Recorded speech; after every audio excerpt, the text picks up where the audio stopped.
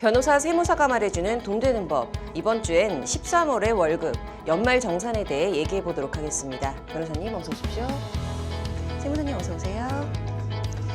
네, 드디어 이제 일명 13월의 월급이라고 저희가 부르잖아요. 연말 정산을 준비하는 시즌이 이제 시작이 됐습니다. 이제 지난 15일부터 이제 국세청 홈택스에서 연말 정산 간소화 서비스도 시작이 됐잖아요. 변호사님, 먼저 이 연말 정산이라는 거 왜 해야 되는 건가요? 네, 연말정산은 뭐 간단하게 설명을 드리면 그 급여소득자들이 그 세금 신고라고 이렇게 볼 수 있습니다. 보통 사업을 하시는 분들 같은 경우는 이제 세무 대리인이 있거나 아니면 뭐 기준 경비율이나 단순 경비율로 뭐 이제 본인이 조금 이제 아셔가지고 이제 신고를 하는데, 사실 급여소득자들은 그런 것들을 조금 기대하기 많이 어렵지 않습니까? 네. 그래가지고 요 연말정산이라는 것을 통해서 이제 그동안 매달 월급을 받으면서 자신이 납부했던 원천세액과 그 뒤에 이제 본인이 이제 받아야 될 뭐 소득공제라든지 뭐 이런 것들을 다 합쳐가지고 내가 원천세액이 내가 종국적으로 납부해야 될 세금보다 더 많이 냈다라면 환급을 받는 거고, 더 조금 냈다라면 이제 추가로 납부하는 뭐 이러한 절차라고 볼 수 있습니다. 다만 이제 주의하실 것은 내가 급여소득자라고 해서 연말정산만 무조건 하면 된다 이렇게 보시면 안 되고요. 외부 강의를 많이 나가서 기타 소득이 많다, 아니면 내가 투잡을 한다, 뭐 이렇게 되면 다시 또 5월에 종합소득세 신고를 하셔야 됩니다. 그래서 이게 연말 정산을 하는 건데, 그렇다면 이게 올해 연말 정산 때 우리가 최대한 좀 저 1,000원이라도 더 환급을 많이 받기 위해서 올해 개정된 내용들 뭔지 좀 설명 좀 부탁드릴게요. 네, 그 연말정산 시즌이 시작되면서 저희 사무실 업무도 이제 시즌이 같이 좀 시작이 되었는데요. 연말정산이 워낙 내용이 좀 방대한 건데, 제가 다른 곳에서 강의했던 내용 중에서 핵심적인 사항 6가지만 추려가지고 전달드리도록 하겠습니다. 그 첫 번째는 장기주택 저당 차입금 이전 상환액 소득공제 대상이 확대가 되었습니다. 기존에는 5억 원 이하의 주택 또는 4억 원 이하의 주택 입주권을 취득할 때만 적용이 됐었는데, 올해부터는 일괄적으로 기준 금액이 5억 원으로 사용이 됐습니다. 그래서 21년도부터는 5억 원 이하의 주택 또는 5억 원 이하의 주택 입주권을 취득하신 경우에는 이자 비용이 소득공제 대상이신 거니까 반드시 좀 체크해 보시는 게 좋겠고요. 둘째는 야간 근로수당을 적용받을 수 있는 생산직 근로자가 확대되었다라고 말씀드릴 수가 있겠습니다. 원래 이거 그 생산직 근로자의 그 비과세 적용을 받기 위해서는 그 사업자의 요건도 있었던 거고 직종의 요건도 있었는데, 올해부터는 이제 사업자 요건이 삭제가 되고 직종 중에서는 몇 가지가 좀 추가되었습니다. 그래서 저희가 알고 있는 뭐 미용, 숙박, 조리, 뭐 음식, 기타 뭐 가사 관련해서 단순 노무직 대상자도 다 직종에 포함되시게 됐거든요. 그래서 해당 직종이시다고 한다면 비과세 혜택은 굉장히 큰 금액이시기 때문에 반드시 좀 확인해 보시는 게 좋으시겠습니다. 그리고 세 번째로는 제가 21년도 소비가 증가된 부분에 대해서 신용카드를 추가로 사용하셨다고 한다면 공제를 더욱더 받으실 수가 있겠는데요. 혹시나 내가 21년도 신용카드 사용한 금액이 전년도 그 20년도 대비해서 5%를 초과하여 증가된 경우에는 증가된 금액의 10%만큼씩, 다만 이제 한도는 100만 원 금액을 한도로 하긴 하지만, 그래서 한도대로 추가되는 사용한 금액을 소득공제를 적용받으실 수가 있게 좀 되었습니다. 그리고 넷째는 월세에 대한 세액공제 적용 대상자 기준이 좀 합리적으로 바뀌었거든요.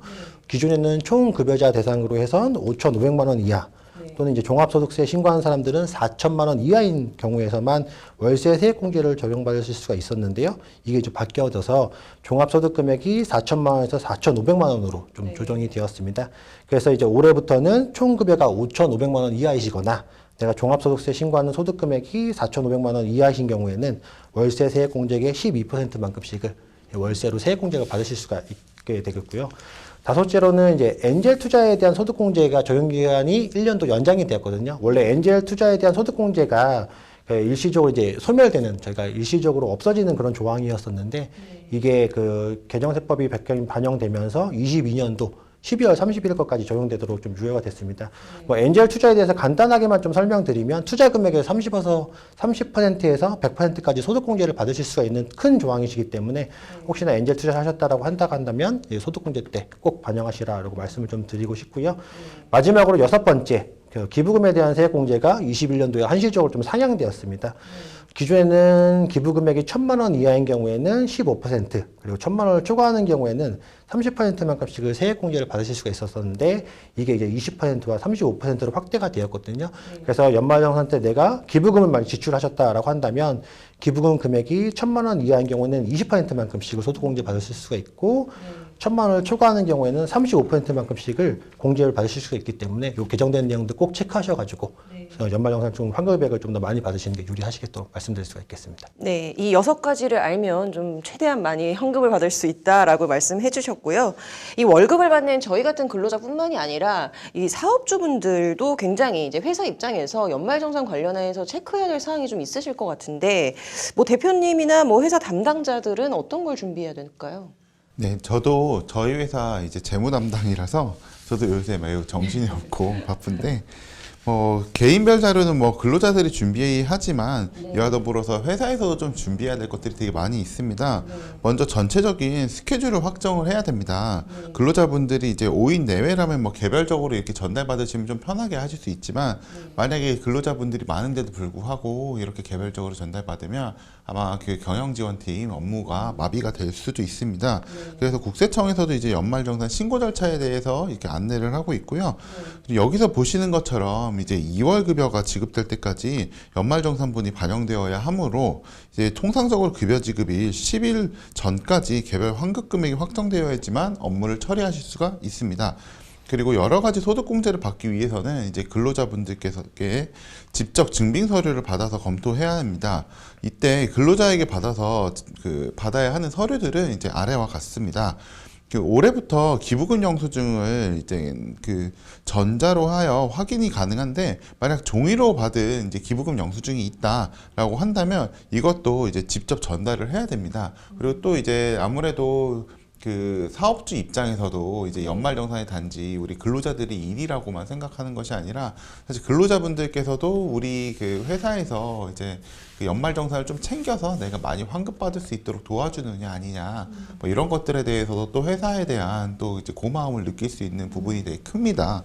그렇기 때문에 이제 여러 가지 또 챙기실 게 많은데요. 특히 또 챙겨줘야 될 것이 의료비입니다. 의료비 같은 경우에는 보통은 이제 내가 의료비를 지출을 하면 그것이 국민건강보험공단을 통해서 홈택스로 자동으로 다 반영이 되지 않느냐라고 이야기를 많이 그렇게 생각하시는데 실제로는 이제 여러 가지 원인들에 있어서 좀 누락이 되는 것들이 많이 있습니다. 그렇기 때문에 이런 것들은 이제 하나하나 좀 꼼꼼히 내가 좀 큰 의료비를 지출한 적이 있다라고 하면 그것들이 적절히 반영되었는지 모두 확인을 해보시는 것을 권해드립니다. 네, 저도 좀 관련 자료를 좀 열심히 준비를 해서 회사에 지금 제출을 할 때 이런 점들 좀 꼼꼼히 좀 챙겨봐야겠네요.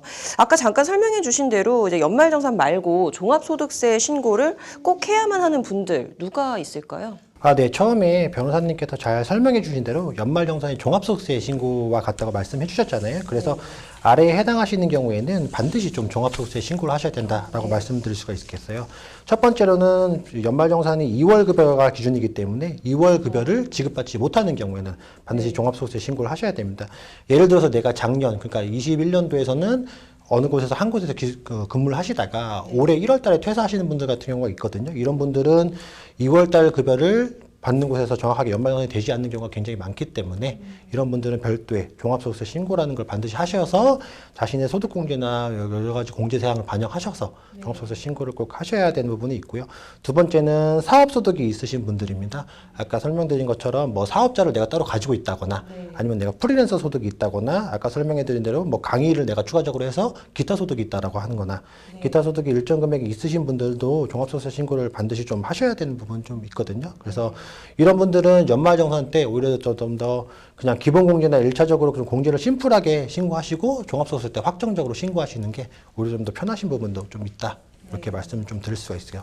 그리고 세 번째로는 복수 근로가 있으신 분들입니다. 예를 들면 내가 회사를 두 군데 다닌다라고 한다면 두 군데 다 기준으로 해서 연말정산이라는 걸 하거든요. 근데 이런 분들은 공제도 역시 두 군데가 다 들어가기 때문에 5월 달에 종합소득세 신고를 반드시 하셔서 이걸 정산하셔가지고 이런 분들은 추가적으로 종합소득세 신고하셨을 때 공제가 이중으로 들어가기 때문에 오히려 납부하시는 경우도 많기 때문에 반드시 좀 체크하셔서 5월 종합소득세 신고를 반드시 하셔라 이렇게 말씀드리고 싶습니다.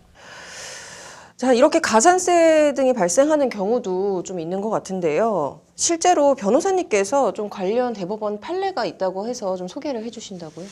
아, 네. 2018년 10월에 이제 대법원 판례가 있었는데 요것을 한 개 소개시켜 드리겠습니다.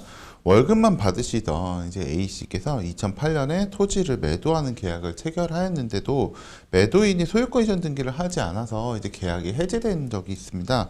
그래서 이제 위약금을 이제 지급을 받았는데 이제 그 후 약 6년이 경과한 후 이제 세무서에서 A씨와 양도소득세 조사를 A씨에 대해서 실시를 했습니다.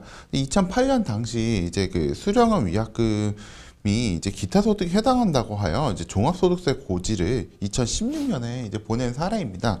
근데 이때 논리상 쟁점은 연말정산을 하였기 때문에 무신고가 아니라 그 과소신고이므로 국세를 부과할 수 있는 부과 제척 기간도 5년이어야 하느냐, 뭐 요 문제가 이제 쟁점이었습니다. 다만 이런 것들은 이제 자세한 설명보다는 이제 근로소득이 있는 자에는 이제 해당하지 않기 때문에 이제 종합소득세 과세표준 신고할 의무가 있다라는 것을 좀 말씀드리고 싶습니다. 결국 이분도 대법원까지 가서 이제 결국 패소를 하셨고요.